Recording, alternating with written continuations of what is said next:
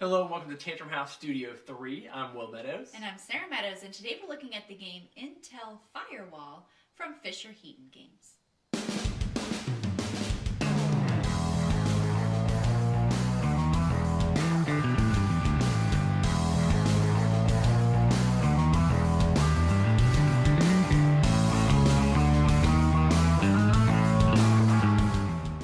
Intelle is a two-player abstract strategy game where players either take on the role of the black hat hacker trying to take down the corporation's mainframe, or the white hat hacker trying to protect it. Firewall is the new solo expansion coming out, and it plays in about 10 to 15 minutes. You play as the black hat hacker trying to take down the corporation, but the corporation is prepared this time and has firewalls already in place. This is from Fisher Heaton Games, and they sent us a prototype copy, so let's take a look at it now. To set up the game, place the 7 hex tiles together in a random configuration. Shuffle the deck and flip over the first 4 cards. Place a firewall cube on the corresponding space on the tiles. The large square represents the color of the tile, and the top color on the right is the space on that tile. You, the black hat, must go first and place a black cube on any empty space.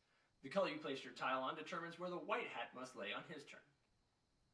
The white hat goes by flipping a card and placing a white cube matching the large color on the card. If that space is taken, you place their cube on the next available colored space following the column. If you are sent to hack into a tile with a firewall, you must choose that space for your black marker. You must get 3 in a row or 3 in a triangle to take control of the system. And if you can successfully hack into and take over 5 systems, you win.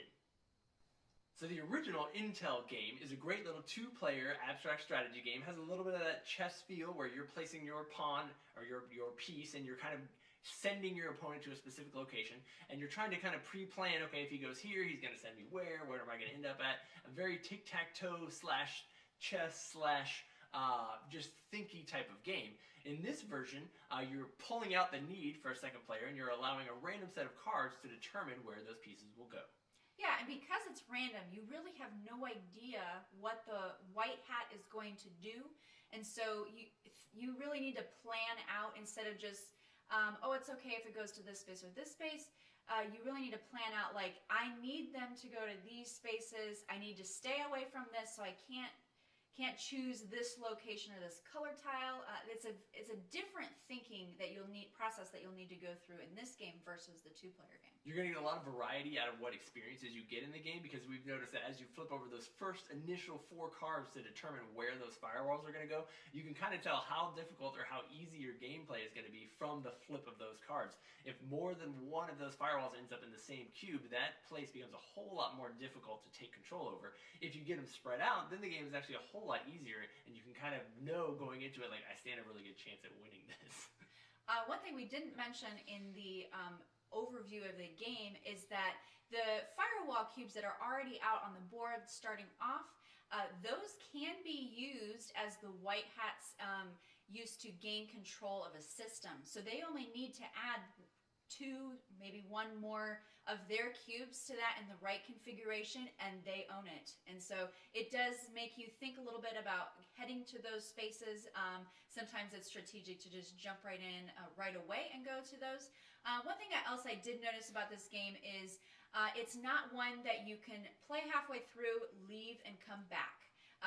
Unless you mark what you've done last, you really have to pay attention to this turn is my turn as the black player, this turn is the white player taking their turn, and so you need to make sure that you're mentally taking the right turn. If you played the original game, you probably ran into that as well, because there's plenty of times when you're looking at the board and you're like, oh shoot, I don't remember which one I just sent you. Good luck figuring it out. But this plays so quickly that you can probably finish up your game and move on to something else, and come back and play a new game.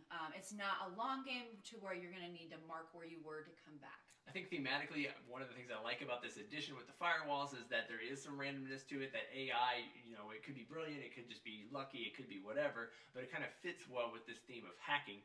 If you're a fan of the original game, especially if you've played it a bunch with other people and you want more people to play with and you can't find them, then this is a great little expansion and an addition that will give you more life out of the experience. If you haven't played Intelle yet, the original, then this is a great opportunity to jump into it, because I think their Kickstarter, you can get like a package bundle, so you can get the entire game, and then you can get the 2-player or the 1-player experience out of it.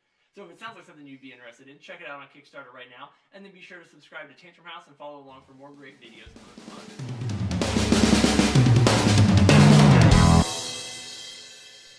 In the game Intelle, players act as white hat and black hat hackers who are trying to break into the infrastructure of a computer. It plays in about 2 to 4 player minutes.